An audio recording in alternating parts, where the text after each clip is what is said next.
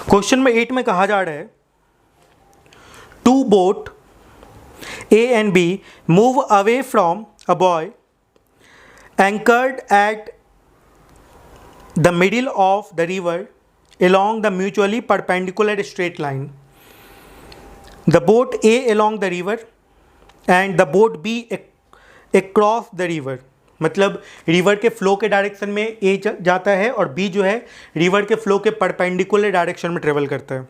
Having move off an equal distance from the buoy the boats return.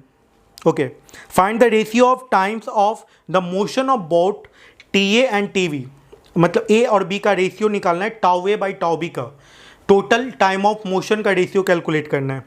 If the velocity of each boat with respect to water is 1.2 times eta times greater than the stream velocity. Okay, तो देखिए इस question में क्या कहा जा रहा है कि बोट ए जो है, the boat a along the river travel किया है. Boat a along the river travel करता है ना. तो रिवर का जो वेलोसिटी है, मैन का वेलोसिटी रिवर के वेलोसिटी से ईटा टाइम्स ज़्यादा है. मतलब रिवर का वेलोसिटी यदि v मानते हैं तो मैन का जो वेलोसिटी है वो ईटा इंटू वी है.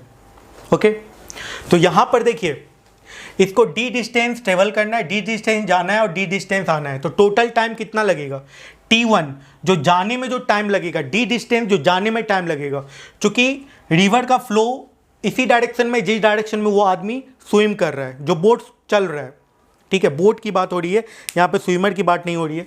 बोट को जाने में जो टाइम लगेगा वो थोड़ा कम लगेगा क्योंकि फ्लो भी उसी डायरेक्शन में है. ठीक है, तो T1 का जो वैल्यू होगा d by total velocity. Total velocity क्या हो गया, ईटा v प्लस वी. ठीक है, तो यहाँ पे d बाई वी कॉमन कर लेते हैं, ईटा प्लस 1 ये हो जाएगा. अब लौटने में कितना टाइम लगेगा, लौटते समय जो बोट का वेलोसिटी है वो ईटा वी और रिवर का वेलोसिटी वी. मतलब अब जो नेट वेलोसिटी होगा लौटने का वो ईटा माइनस वी हो जाएगा. तो T2 का जो वैल्यू होगा लौटते समय ये वैल्यू हो जाएगा ईटा वी माइनस वी. ठीक है, तो यहाँ पे d बाई वी को कॉमन कर लें, ईटा माइनस 1. ये हो गया टोटल टाइम T1 और T2. तो टोटल टाइम ए केस में टाउ ए जो आएगा वो T1 प्लस T2 आएगा. ठीक है, तो d बाई वी दोनों से कॉमन आ जाएगा. देखिए ऊपर T1 में भी d बाई वी है, इसमें भी d बाई वी है. तो d बाई वी कॉमन आ गया 1 by eta plus 1 plus 1 by eta minus 1. तो यहाँ से आ गया 2d by V eta by eta square minus 1, कुछ ऐसा आ जाएगा. ये टाउ ए आया.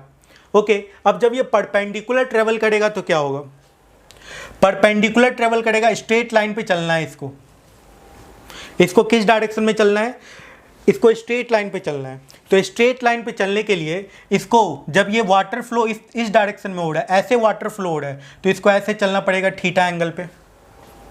तो जो इसका जो वेलोसिटी होगा, नेट वेलोसिटी जो हो जाएगा वो कितने के बराबर हो जाएगा, इस डायरेक्शन में perpendicular to the flow of river. जो इसका वेलोसिटी हो जाएगा वो कितने के बराबर हो जाएगा, इस तरफ इसका वेलोसिटी ईटा वी है, इस तरफ हो जाएगा ईटा वी कॉस थीटा, इस तरफ हो जाएगा eta V sine theta. And eta V sine theta will be equals to V, है ना. तो eta V sine theta that is equals to V. V से वी कैंसिल आउट हो गया, साइन थीटा का वैल्यू आ गया 1 बाई ईटा, है ना. तो यहाँ से कॉस थीटा का वैल्यू कितने के बराबर आ जाएगा, कॉस थीटा का वैल्यू आ जाएगा 1 minus eta squared minus 1 by ईटा, है ना. बेस बाय हाइपोटेनस हो गया यहाँ पे.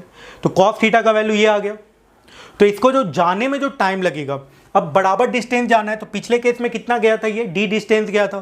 तो अब कितना टाइम लगेगा इसको d डिस्टेंस जाने में, तो इसको जाना कितना है, d डिस्टेंस जाना है. ओके, यहाँ पे लिख देता हूँ, इसको d डिस्टेंस जाना है और वेलोसिटी कितना है, वेलोसिटी है v cos theta.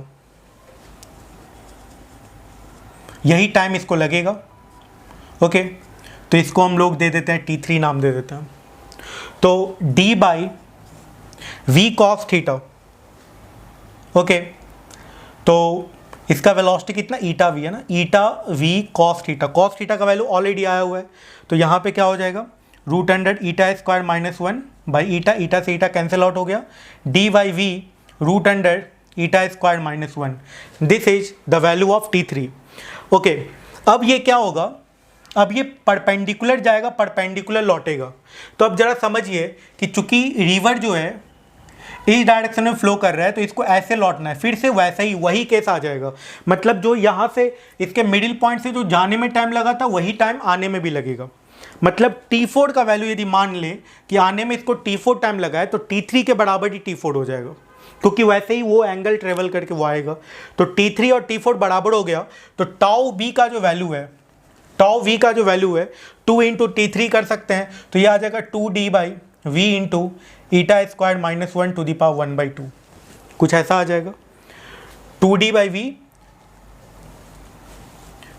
We eta square -1 to the power 1/2, ये आ जाएगा। अब tau A by tau B calculate करना है, जो कि कैलकुलेट करना बहुत आसान है। तो टाउ बी का वैल्यू आया हुआ है और डिवाइड कर दीजिए, tau A by tau A का वैल्यू आया हुआ है, tau A by tau B कर दिए, तो 2d by V cancel out हो जाएगा, 2d by V cancel out हो जाएगा, तो बचेगा क्या, देखिए tau A by tau B आपको करना था, तो 2d by V cancel out ही हो गया दोनों से, तो eta by eta square -1 into eta square -1 to the power 1/2, तो ये कैंसिल आउट हो गया, eta by √100 eta square -1।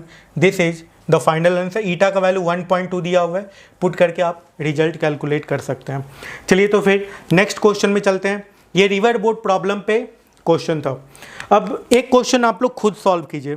Question number आपको सॉल्व करना है, क्वेश्चन नंबर 8 क्वेश्चन नंबर आपको खुद सॉल्व करना है, ठीक है ना। अब हम लोग आगे बढ़ते हैं और कुछ क्वेश्चन देख लेते हैं 2D मोशन से। वैसे ये भी 2 डायमेंशनल मोशन ही है, रिवर बोट प्रॉब्लम भी, लेकिन यदि इक्वेशन के टर्म में दिया हुआ हो तो फिर आप क्वेश्चन को कैसे सॉल्व करेंगे, ये हम लोग देख लेते हैं 2 डायमेंशनल मोशन पे बेस्ड कुछ क्वेश्चन को।